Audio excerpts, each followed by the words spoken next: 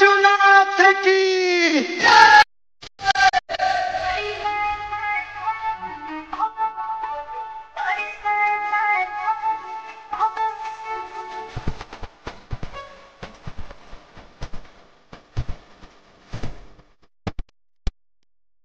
थाकल बदे न संभरता हो आ कैसे चढ़ी जल भीड़ बढ़ता हो मुझको ही खाल बाटे रहिया ये धाम गाड़ी चढ़ाई न चढ़ता हो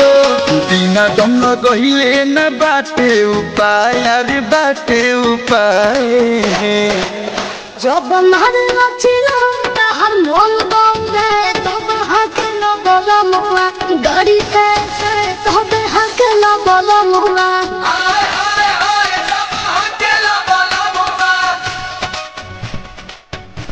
सबरी बाबा विश्वनाथ की